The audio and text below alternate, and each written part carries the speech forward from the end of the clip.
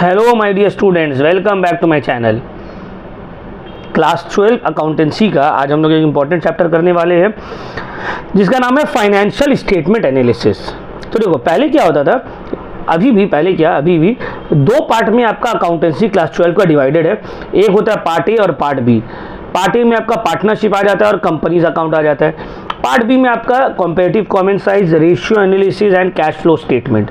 तो cash flow statement तो next semester में, सेमेस्टर 4 में, इस सेमेस्टर में आपका कंपैरेटिव एंड कॉमन साइज और रेशियो एनालिसिस, ये दो चैप्टर और हम लोग का रह गया है जो ये भी कंप्लीट हो जाएगा। तो बाय जुलाई हम लोग सिलेबस जो है मोटा मोटी कंप्लीट कर लेंगे, ठीक है ना। या मैं भी अकाउंट्स का सिर्फ बोल रहे हैं, कंप्लीट हो जाएगा। फिर हम मॉक टेस्ट भी स्टार्ट करने वाले हैं जिसका वीडियो बहुत जल्द आने वाला है और वो ओपन रहेगा। सब स्टूडेंट्स अपीयर कर सकते हैं मॉक टेस्ट में फ्री ऑफ कॉस्ट, किसी को कोई पैसा देना नहीं पड़ेगा। और आप लोगों का वो जो मॉक टेस्ट होने वाला है उसका सब डिटेल्स आप लोगों को हम देने वाले हैं बहुत जल्द, ठीक है ना। अच्छा, अब हम लोग आते हैं फाइनेंशियल स्टेटमेंट एनालिसिस में। ये वाला चैप्टर पूरा थ्योरी रहेगा और एक ही क्लास में पूरा चैप्टर जो है कंप्लीट हो जाएगा, ठीक है ना। बहुत इजी चैप्टर है, बेसिक्स चैप्टर है। चैप्टर करवाने के बाद 8-10 MCQs इस चैप्टर के पीछे में ही है, उसको हम सॉल्व करवाएंगे। आप लोग ऑटोमेटिकली आंसर देने लायक हो जाइएगा, ठीक है। तो चलिए स्टार्ट करते हैं फाइनेंशियल स्टेटमेंट एनालिसिस। सबसे पहले हमको सर ये बताइए आप लोग कि फाइनेंशियल स्टेटमेंट्स का मतलब क्या होता है। तो सर फाइनेंशियल स्टेटमेंट्स का मतलब होता है कंपनी का जो बुक्स ऑफ अकाउंट्स रहता है, trading and PL, balance sheet, ये सब को ही हम लोग क्या बोलते हैं, फाइनेंशियल स्टेटमेंट्स। एनालिसिस का क्या मतलब है, एनालिसिस का मतलब होता है कोई चीज को एनालाइज करना, इंटरप्रेट करना, जज करना, अपना व्यूज देना, इसी को हम लोग क्या बोलते हैं, एनालिसिस। देखते हो ना आईपीएल के बाद आता है एक्सपर्ट्स लोग क्रिकेट एनालिसिस करना, अरे विराट कोहली ये शॉट नहीं खेलना चाहिए था, यहाँ पे मिस्टेक हो गया आरसीबी से, यहाँ मिस्टेक हो गया केकेआर से, तो इसको बोलते हैं एनालिसिस। एनालिसिस हमेशा पोस्ट मैच होता है, मैच से पहले आप कैसे कमिट कर सकते हैं, है ना। तो उसी तरह फाइनेंशियल स्टेटमेंट प्रिपेयर करने के बाद फाइनेंशियल स्टेटमेंट को एनालाइज किया जाता है। तो एनालाइज करने के लिए क्या क्या है, क्या इसका एडवांटेजेस है, क्या डिसएडवांटेजेस है, सब हम लोग पढ़ेंगे। तो चलिए सबसे पहले स्टार्ट करते हैं फाइनेंशियल स्टेटमेंट एनालिसिस। क्या मतलब है फाइनेंशियल स्टेटमेंट एनालिसिस का, देखो। Analysis of financial statement या financial statement analysis is a systematic process of analyzing the financial information in the financial statements to understand and make decision regarding the operations of the enterprise। क्या मतलब है, financial statement analysis का मतलब होता है अच्छे से इंफॉर्मेशन को एनालाइज करना, जज करना, ठीक है ना। अच्छे से क्वेश्चंस को एनालाइज करना, जज करना फाइनेंशियल स्टेटमेंट्स को, ताकि डिसीजंस लिया जा सके, पॉलिसीज बनाया जा सके। इसको ही हम लोग बोलते हैं फाइनेंशियल स्टेटमेंट एनालिसिस, ठीक है। चलिए अब आगे बढ़ते हैं।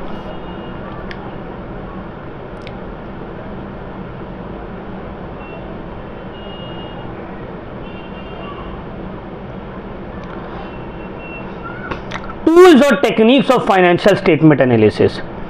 क्या टूल्स है या क्या टेक्निक्स है फाइनेंशियल स्टेटमेंट को एनालाइज करने का। देखो फाइनेंशियल स्टेटमेंट में इंफॉर्मेशन रहता है asset, liability, equity, revenue, expenses, profit loss, ये सब के बारे में, जो कि जनरली एक्सटर्नल यूजर्स को बहुत मुश्किल से अवेलेबल होता है, या जो पब्लिश करता है वही अवेलेबल होता है। जैसे कि हमको एनालाइज करना है रिलायंस का बैलेंस शीट को, तो रिलायंस जो पब्लिश करेगा उसके बेसिस पे हम उसको एनालाइज करेंगे। मेरे पास तो पावर नहीं है कि हम जाके रिलायंस का बुक्स ऑफ अकाउंट्स चेक कर सके, ठीक है।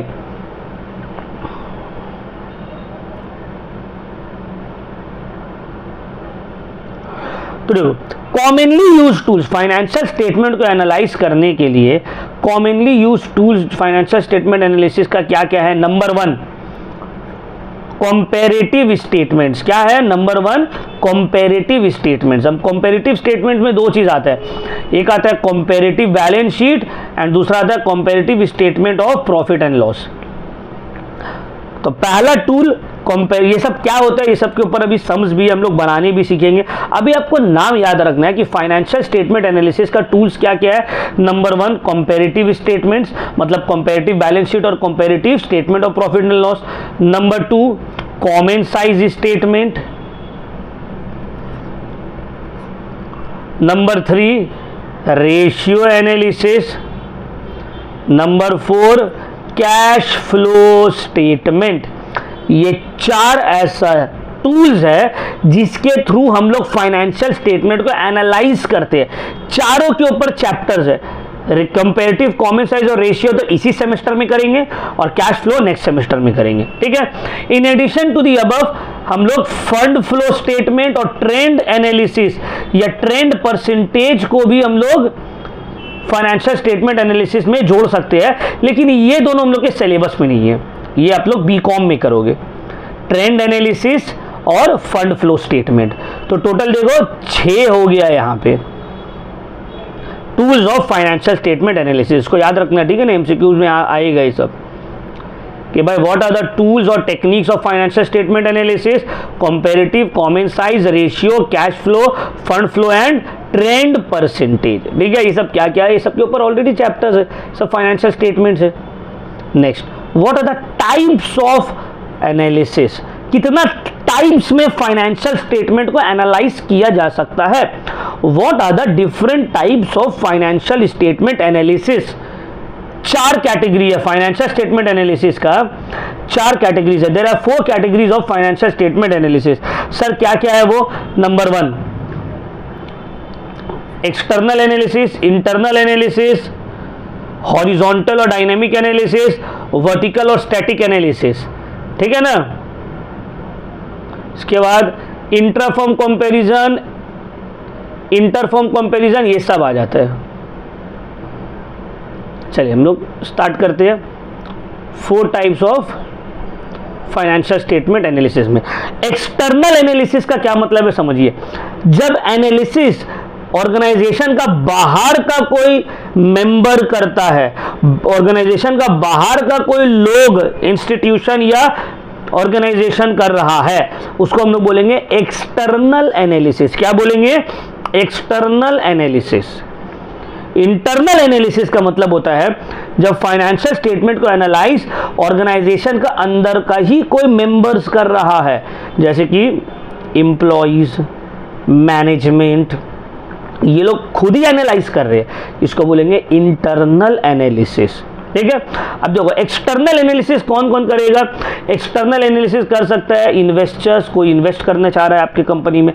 क्रेडिट रेटिंग एजेंसीज, अलग अलग एजेंसीज है जो रैंक देता है, भाई ये कंपनी का क्रेडिट रेटिंग अच्छा है, ये कंपनी का खराब है। गवर्नमेंट एजेंसीज, रिसर्च स्कॉलर्स, कोई इंस्टीट्यूशंस, ये लोग एक्सटर्नल है जो कि फाइनेंशियल स्टेटमेंट को एनालाइज करेंगे।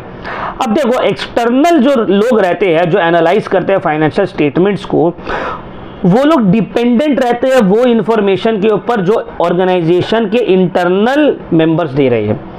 जैसे कि फॉर एग्जांपल ये एक पर्टिकुलर मान लो एसेट है कंपनी, अब ये एसेट मेरा है, हम अपना बुक्स ऑफ अकाउंट्स में इसको शो किए, हम बोले ये जो एसेट हम खरीदे हैं, ये जो स्टैंड है, मोबाइल स्टैंड हम खरीदे हैं, ये 100 रुपीज़ का है, एक्सपेंस में लिखा हुआ है। अब बाहर का जो लोग, उसको मानना पड़ेगा हाँ भाई 100 रुपीज़ का है, क्यों? क्योंकि हम 100 रुपीज़ ही बोले, समझ में आ रहा है। तो एक्सटर्नल एनालिसिस जो लोग करता है उन लोग के पास information, detailed records internally available नहीं रहता है, वो लोग पब्लिश डेटा के ऊपर डिपेंडेंट रहता है और उसके बेसिस पे एनालाइज करता है। इंटरनल एनालिसिस मैनेजमेंट या एम्प्लॉय जो कर रहा है उन लोगों को डिटेल्ड इंफॉर्मेशन रहता है, उन लोग के पास फर्स्ट हैंड डेटा रहता है और वो लोग जो एनालाइज करता है ताकि अपना एफिशिएंसी को चेक कर सके, ऑर्गेनाइजेशन का प्लानिंग कर सके, डिसीजन ले सके। तो ये सब के लिए जो एनालिसिस किया जाता है इसको बोलते हैं internal analysis.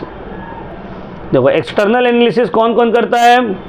Creditors, bankers, debenture holders, government agencies. Internal analysis management या एम्प्लॉय ऑफ द ऑर्गेनाइजेशन खुद करेगा। क्लियर हुआ? कोई दिक्कत? अब आते हैं सर हॉरिजॉन्टल और डायनामिक और time series analysis. Horizontal, dynamic और टाइम सीरीज एनालिसिस, इसका क्या मतलब है? देखो जब हम एक पर्टिकुलर डिपार्टमेंट या ऑर्गेनाइजेशन या फर्म को एनालाइज कर रहे हैं over a period of time, जैसे कि हमको देखना है कि रिलायंस 2010 से लेकर 2020 तक किस तरह से ग्रो किया है उसका एसेट्स, किस तरह से उसका प्रॉफिट्स ग्रो हुआ है, अब इसको हम एनालाइज कर रहे हैं, इसको बोला जाएगा हॉरिजॉन्टल एनालिसिस। क्या बोला जाएगा? Horizontal analysis. मतलब एक ही फर्म को एक टाइम पीरियड में एनालाइज करना, एक ही ऑर्गेनाइजेशन या एक ही फर्म को जब हम एनालाइज करते हैं over a period of time कि उसमें किस तरह से चेंजेस आ रहा है, किस तरह से इंप्रूवमेंट या खराब हो रहा है या एफिशिएंसी बढ़ रहा है या घट रहा है, इसको बोला जाता है हॉरिजॉन्टल और डायनेमिक एनालिसिस। ठीक है, same organisation over a period of time. Vertical और स्टैटिक एनालिसिस का मतलब होता है कि एक टाइम पीरियड में, एक ईयर में या एक पर्टिकुलर पीरियड में बहुत सारा फर्म्स को कंपेयर कर रहे हैं। जैसे कि हमको देखना है 2020 में टॉप 10 फर्म्स जो है, निफ्टी 50 का टॉप 10 कंपनीज जो इंडिया का है, वो लोग कितना प्रॉफिट किया, उन लोगों का प्रॉफिट कितना परसेंट हुआ है।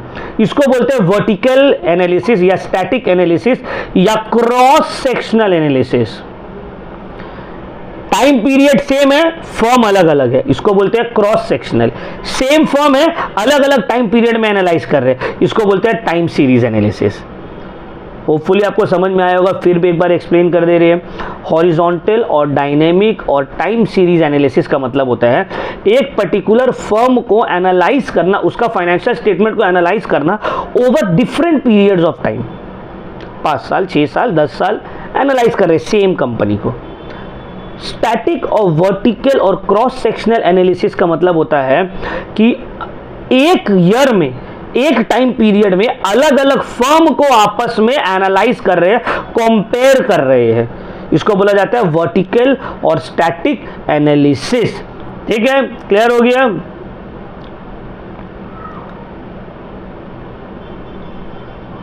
देखो, हॉरिजॉन्टल एनालिसिस में क्या होता है, फाइनेंशियल स्टेटमेंट 2 और मोर अकाउंटिंग पीरियड का कंपेयर किया जाता है।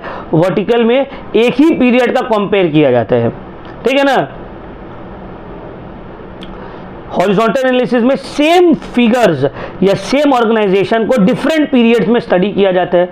वर्टिकल एनालिसिस में डिफरेंट आइटम्स या डिफरेंट ऑर्गेनाइजेशन को सेम पीरियड में स्टडी किया जाता है। हॉरिजॉन्टल एनालिसिस एब्सोल्यूट टर्म्स में निकलता है और परसेंटेज टर्म्स में निकलता है। वर्टिकल एनालिसिस सिर्फ परसेंटेज में ही कैलकुलेट होता है। इसको टाइम सीरीज बोलते हैं, इसको क्रॉस सेक्शनल बोलते हैं। ठीक है ना? चल, अब आते हैं intra firm and inter firm organisation comparison.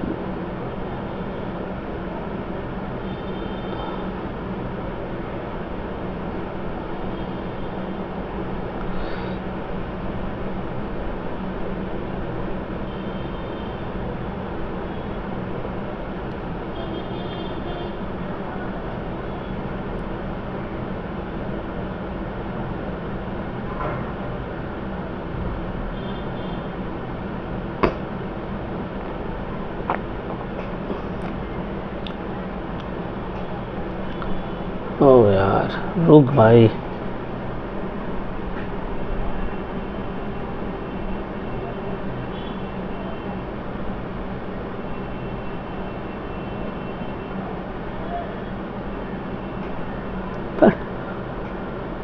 चल, इंट्रा फर्म और इंटर फर्म कंपैरिजन का क्या मतलब है? इंट्रा फर्म का कंपैरिजन का मतलब होता है कि अलग अलग फाइनेंशियल वेरिएबल्स एक ही फर्म का एनालाइज करें, एक ही फर्म का over a period of time, मतलब in short time series analysis.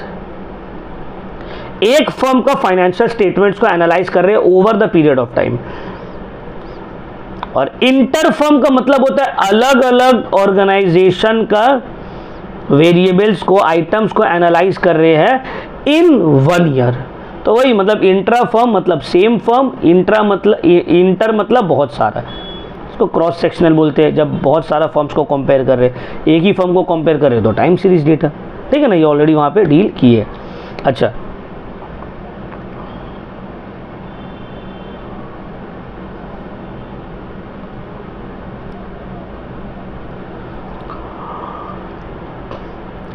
Process of financial statement analysis. आपको फाइनेंशियल स्टेटमेंट को एनालाइज करना है तो क्या प्रोसेस है उसका? कैसे आप करिएगा? सबसे पहले आपको रीअरेंजमेंट ऑफ फाइनेंशियल स्टेटमेंट्स करना पड़ेगा। आपको फाइनेंशियल स्टेटमेंट्स को रीअरेंज करना पड़ेगा, मतलब कॉम्प्लेक्स जो डेटा है आपके पास वो बहुत कॉम्प्लेक्स है, उसको आप छोटा छोटा पर्पसफुल डेटा में कन्वर्ट करिएगा जो आपका काम आए। रिक्लासिफाई करिएगा डेटा को, रीअरेंज करिएगा अलग अलग डेटा को। रीअरेंज करने के बाद आप क्या करिएगा? कंपैरिजन स्टार्ट होगा। क्या होगा? कंपैरिजन। अलग अलग डेटा को जो रीअरेंज किया आपस में आप कंपेयर करिएगा, है ना। चाहे वो टाइम सीरीज बेसिस पे कंपेयर करिए या क्रॉस सेक्शनल डेटा में कंपेयर करिए।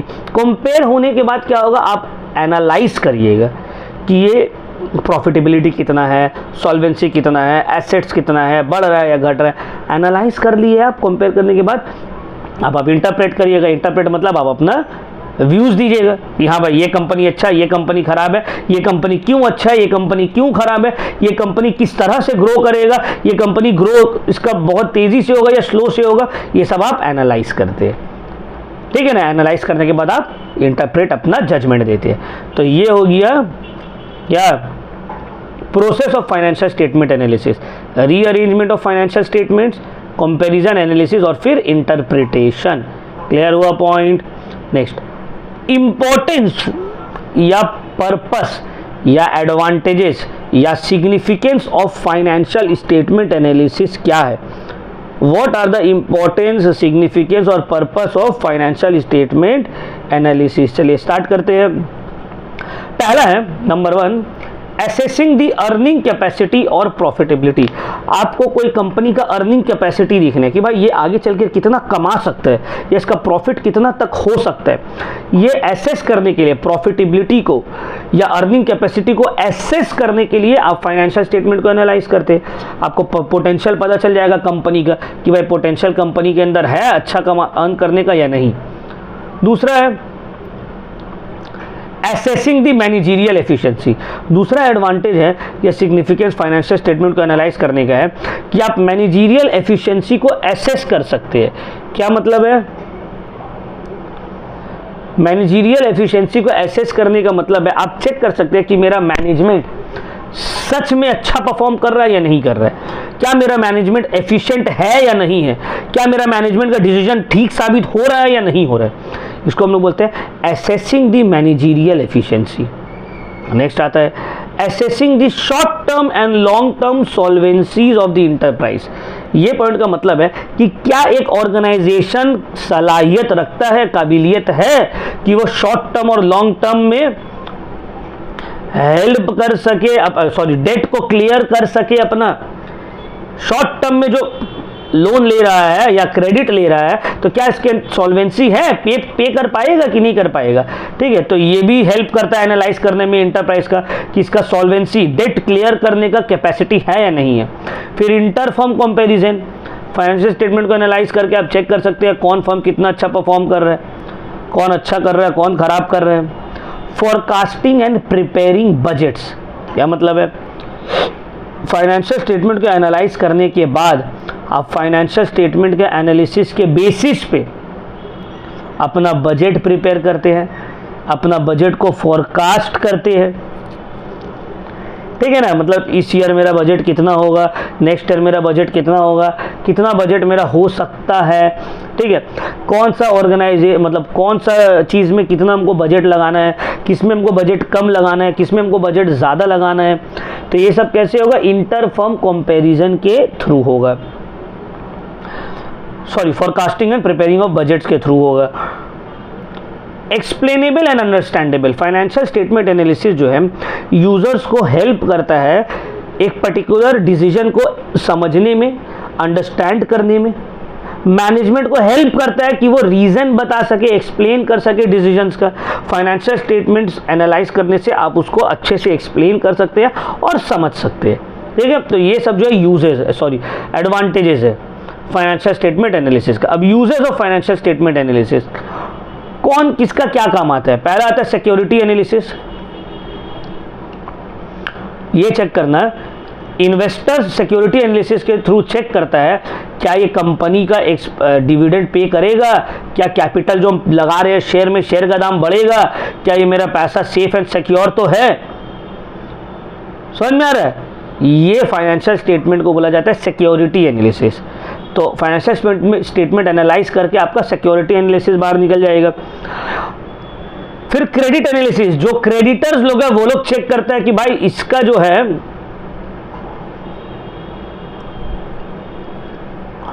हम जो ग्रांट कर रहे हैं क्रेडिट, या बैंक चेक करेगा तो क्या इसको क्रेडिट देना चाहिए, समझ में आ रहा है, क्या ये रीपे बैक कर पाएगा।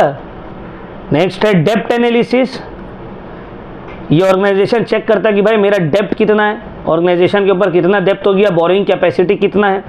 डिविडेंड डिसीजन, डिविडेंड देना है या नहीं देना है। General business analysis, overall analyse करेगा कि प्रॉफिट क्यों हो रहा है, क्यों प्रॉफिट कम हो रहा है, क्यों प्रॉफिट ज़्यादा हो रहा है। ये सब एनालिसिस में यूजेस है फाइनेंशियल स्टेटमेंट का। अब कौन कौन सा पार्टीज इंटरेस्टेड रहता है फाइनेंशियल स्टेटमेंट को एनालाइज करने के लिए। Which parties are interested in analysing the financial statements. Management तो हो गई भाई, क्यों, वो चेक करेगा ना एफिशिएंसी कितना है, काम सही से हो रहा कि नहीं, प्रॉफिटेबिलिटी ठीक है या नहीं है, प्रॉफिटेबिलिटी में कुछ गड़बड़ तो नहीं है। एम्प्लॉयज़ और ट्रेड यूनियंस चेक करेगा कि भाई बोनस ठीक मिल रहा है या नहीं मिल रहा, वर्किंग कंडीशन अच्छा है या नहीं है, सबके पास जॉब सिक्योरिटी है, तो ऐसा तो नहीं है कंपनी बंद होने वाला है, ठीक है। इसके लिए वो लोग एनालाइज करेगा ग्रोथ अपॉर्चुनिटीज़ है या नहीं है इसमें। शेयर होल्डर्स और ओनर्स और इन्वेस्टर्स, मतलब कंपनी का शेयर होल्डर्स एंड इंटरेस्टेड है ये चेक करने में कि मेरा कैपिटल जो लगाया है वो सेफ है या नहीं है, ग्रोथ पोटेंशियल है या नहीं है, हम मेरा पैसा जो लगाया है वो बढ़ेगा या नहीं बढ़ेगा। पोटेंशियल इन्वेस्टर्स, जो इन्वेस्ट करना चाह रहा है वो चेक करेगा कंपनी का प्रॉफिटेबिलिटी कैसा है, ब्रांड इमेज कैसा है, गुडविल कैसा है, मेरा पैसा लगाने से मेरा कुछ बेनिफिट होगा या नहीं होगा। सप्लायर्स और क्रेडिटर्स, ये लोग चेक करेगा क्या इस फर्म्स को क्रेडिट में सप्लाई किया जा सकता है, रॉ मटेरियल्स या फिनिश गुड्स, क्या ये फर्म का गुडविल अच्छा है, क्या ये रीपे बैक कर पाएगा, क्या इससे लॉन्ग टर्म के लिए रिलेशन बना सकते हैं या नहीं बना सकते। इस वजह से क्रेडिटर्स लोग और सप्लायर्स लोग इंटरेस्टेड रहता है फाइनेंशियल स्टेटमेंट को एनालाइज करने में। बैंकर्स एंड लेंडर्स, बैंकर्स और लेंडर्स चेक करेगा कि क्या इसको लोन देना है, क्या इसका रेपुटेशन है, क्या क्रेडिट स्कोर अच्छा है ना। रिसर्चर स्टडी करेगा डेटा पब्लिश करने के लिए अलग अलग ऑर्गेनाइजेशन का, वो लोग इंटरेस्टेड रहेगा, ठीक है, फाइनेंशियल स्टेटमेंट को एनालाइज करने में। टैक्स अथॉरिटीज चेक करेगा कि भाई ये सही तो है, टैक्स जो फाइल कर रहा है ठीक तो है, टैक्स का चोरी चमारी तो नहीं कर रहा है, टैक्स इवेजन तो नहीं कर रहा है। कस्टमर्स चेक करेगा कि भाई ये फर्म कितना मार्केट में गुडविल इंजॉय कर रहा है, क्या ये फर्म के साथ लॉन्ग टर्म में रिलेशन बना के रखना सही रहेगा, या इस फर्म का प्रोडक्ट ठीक है नहीं है, समझ में आ रहा है। अच्छा, इसका कुछ डिसएडवांटेजेस भी है, there are certain limitations of financial statement analysis as well. क्या लिमिटेशंस है? Number 1, historical analysis. क्या मतलब है, आप जो फाइनेंशियल डेटा को पढ़ रहे हैं और एनालाइज कर रहे हैं वो पास्ट ईयर का था, पिछला साल का था, समझ में आ रहा है। तो आप एक्चुअली पुराना डेटा को स्टडी कर रहे हैं, इसमें नया डेटा कुछ है नहीं। दूसरा डिसएडवांटेज, आप प्राइस लेवल चेंजेस को इग्नोर कर रहे हैं। लास्ट ईयर 20% प्रॉफिट था, क्यों? क्योंकि रॉ मटेरियल का दाम कम था। अभी रॉ मटेरियल का दाम बढ़ गया है और आपको लग रहा है इस साल फिर 20% प्रॉफिट होगा, नहीं होगा बाबू। क्यों? क्योंकि इन्फ्लेशन की वजह से प्राइस का जो रॉ मटेरियल्स और लेबर्स का जो दाम बढ़ा है उसको तो आप स्टडी किए ही नहीं है। आपका जो डेटा पास्ट है, हिस्टोरिकल एनालिसिस है, और जो करंट आप स्टडी कर रहे हैं तो करंट में सब चीज़ का दाम बढ़ गया। जैसे कि हम किसी को बोले फॉर एग्जाम्पल कि हमको जो है घर बनाने में जो है 1 लाख रुपये खर्च हुआ था। कब खर्च हुआ था? 30 साल पहले। तो भाई 30 साल पहले 1 लाख खर्च हुआ था। अभी अगर कोई बोलेगा भाई हम घर बनाएंगे 1 लाख में, कुछ नहीं होने वाला है उसका। क्यों? क्योंकि प्राइस लेवल चेंजेस आ गए, इन्फ्लेशन आ गया।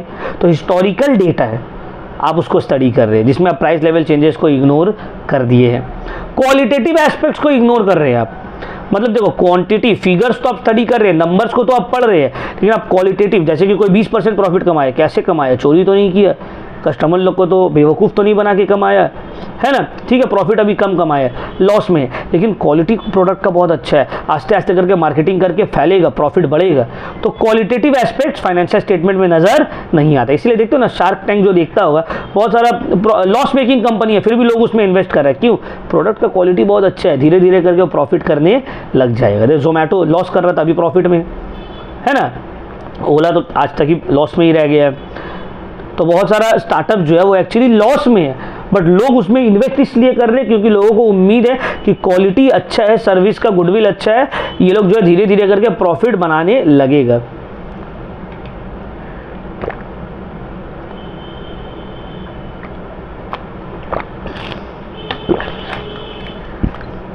नेक्स्ट,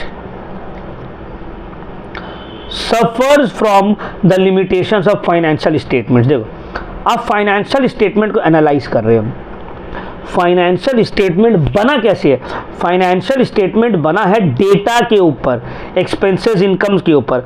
अगर वो डेटा, वो ट्रांजैक्शंस, इंफॉर्मेशन ही गलत है तो आपका फाइनेंशियल स्टेटमेंट भी गलत बना हुआ है, और जब फाइनेंशियल स्टेटमेंट गलत बना है तो उसको एनालाइज भी जो आप कर रहे हो तो गलत ही होगा ना। नॉट फ्री फ्रॉम बायस, बहुत सारा टाइम बायसेस यूज हो जाता है कि आप जो है अपना प्रॉफिट के, अपना मर्जी के हिसाब से मेथड ऑफ डिप्रिसिएशन सिलेक्ट कर लेते हैं, अपनी मर्जी के हिसाब से जो है आप राइट ऑफ करने लगते हैं, बैड डेट लिखने लगते हैं, एडवर्टीजमेंट एक्सपेंडिचर दिखा देते हैं। तो ये सब जो है बहुत सारा क्या बोल सकते, सब्जेक्टिव है, सब्जेक्टिविटी आ जाता है। डिसएडवांटेज है ये। वेरिएशंस इन अकाउंटिंग प्रैक्टिस, अलग अलग फर्म्स अलग अलग अकाउंटिंग प्रैक्टिस कर रहे हैं, कोई कैश बेसिस, कोई अक्रूवल बेसिस, कोई डेप्रिसिएशन अलग स्ट्रेट लाइन में चार्ज कर रहा है, कोई डेप्रिसिएशन WDV में चार्ज कर रहा है। तो उसको आप कंपेयर जो कर रहे हैं डेटा, तो वो 100% कंपेरिजन नहीं हो सकता है। जैसे कि फॉर एग्जांपल मान लो दो अलग अलग स्कूल का स्टूडेंट है, ठीक है, एक स्कूल वाई, और दोनों क्लास 8 में है, दोनों का फाइनल एग्जाम हुआ, दोनों का रिजल्ट आया। अब हम एक्स एंड वाई को कंपेयर कर रहे हैं, एक्स एंड वाई स्टूडेंट्स को कंपेयर कर रहे हैं, एक स्कूल का और वाई स्कूल का। तो बोलेगा ना कि भाई क्लास 8 में मेरा पेपर टफ था, उसका पेपर ईजी था, उसका कुछ अलग चैप्टर्स आया था, मेरा कुछ अलग चैप्टर्स आया था। हो सकता है, पॉसिबिलिटी है, ठीक है ना। हाँ, बोर्ड एग्जाम में जब सब सेम है तब आप कंपेयर कर सकते हैं। तो वेरिएशन इन अकाउंटिंग प्रैक्टिस, ये भी एक डिसएडवांटेज हो सकता है। विंडो ड्रेसिंग, अकाउंटिंग में विंडो ड्रेसिंग किया जा सकता है। विंडो ड्रेसिंग का क्या मतलब है, ध्यान से समझिए। विंडो ड्रेसिंग का मतलब होता है चीज़ों को सजा कर दिखाना ताकि सामने वाला इंप्रेस हो जाए, उसको लगे वाह मज़ा आ गया। इसका परफेक्ट एग्जांपल जैसे कि हम एक देते हैं, क्लास में भी देते हैं, आप लोग को भी देते। एक लड़का है या एक लड़की है, ठीक है, टीनेज छपरी टाइप की, या समझ में आ रहा है ना। वो क्या कर रहा है, अपना इंस्टाग्राम आईडी में एकदम डाल के रखा है, BMW गाड़ी है सामने, ऐसा बाल यहाँ से एकदम वाइट किया हुआ है, इस तरह एकदम झुका हुआ है, और ऐसे करके झुक कर फ़ोटो खिंचा रहा है BMW गाड़ी के सामने, एक विला के सामने पोज दे रहा है, स्विमिंग पूल में एकदम यहाँ तक का डूबा हुआ है, गला फिर सिर्फ बाहर निकला हुआ है, हुक्का का पाइप लेके मुंह में एकदम ऐसे करके एकदम रील्स बना रहा है। अब जो कोई देखेगा बोलेगा अरे यार इसका तो बहुत एकदम बड़ा मज़ा में लाइफ जी रहे हैं, वो बहुत लग रहा है पैसा वाला है, बहुत करोड़पति घराना का लड़का है, लग रहा है ये लड़की है, ये तो बड़ा बड़ा गाड़ी में घूम रहा है, कार में घूम रहा है, बड़ा बड़ा रेस्टोरेंट में एकदम ITC के सामने जाकर जो है एकदम पोज मार रहा है।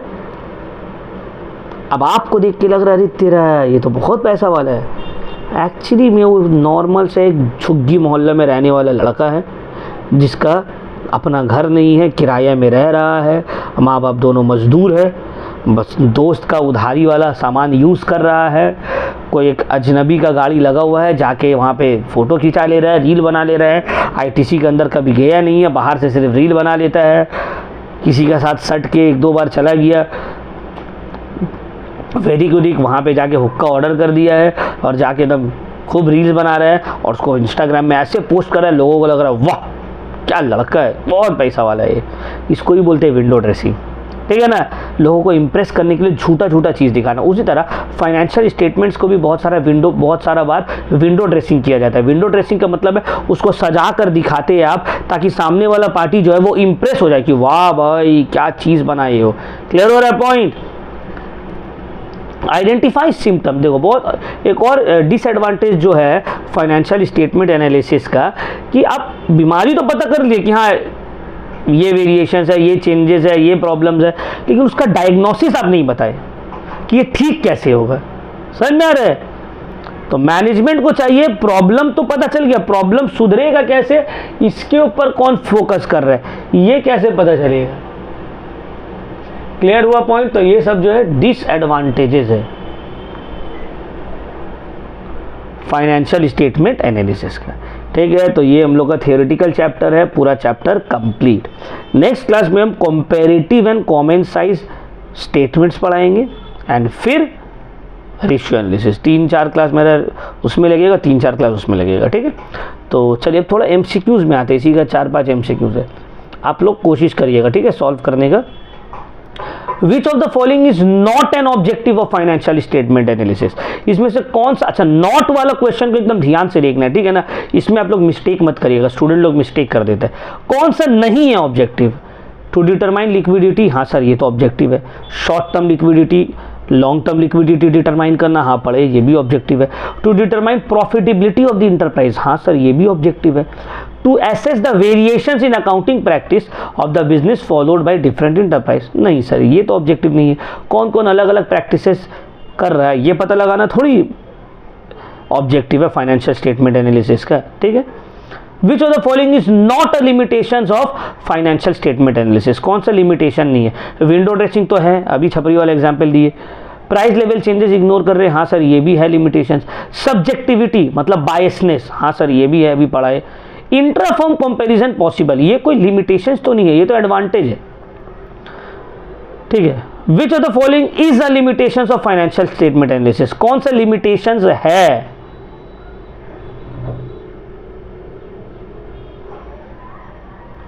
It is only a study of reports of the company, हाँ सर ये तो है, ये सिर्फ एक स्टडी है, प्रॉब्लम बता रहा है, डायग्नोसिस इसके पास नहीं है, ठीक है।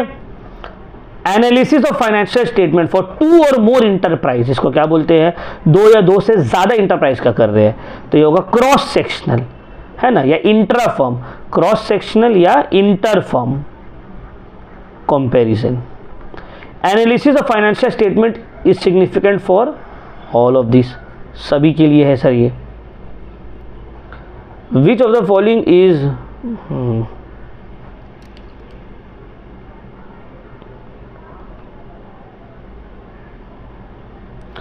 Which of the following is not a tool of financial analysis? कौन सा टूल नहीं है सर? कंपैरेटिव तो है, income statement, comparative position statement,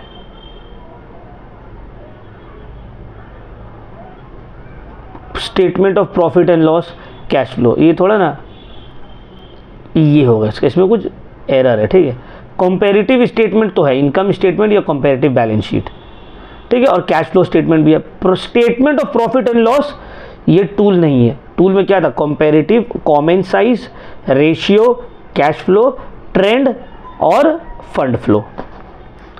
comparison of values of one period with those of another period of the same firm, same firm का comparison हो रहा है 2 पीरियड्स का, तो इसको बोलेंगे इंट्रा फर्म कंपैरिजन, या फिर टाइम सीरीज एनालिसिस, या फिर हॉरिजॉन्टल एनालिसिस, अलग अलग नाम है इसका। Main objective of financial statement analysis क्या है? अर्निंग कैपेसिटी पता करना, मैनेजमेंट की एफिशिएंसी पता करना, इंटर फर्म और इंट्रा फर्म कंपैरिजन करना, ऑल ऑफ दिस आंसर हो जाएगा, ऑल ऑफ दिस, ठीक है। नहीं इजी हो गया पूरा, तो ये चैप्टर हम लोग यहीं पे करते हैं कंप्लीट। ये चैप्टर पूरा हम आप लोग को अच्छे से एक्सप्लेन कर दिए, ठीक है ना, इससे बाहर और कोई MCQs नहीं आएगा, थ्योरेटिकल पोर्शन को पूरा हम एक्सप्लेन आप लोग को कर दिए। So thank you very much all of you.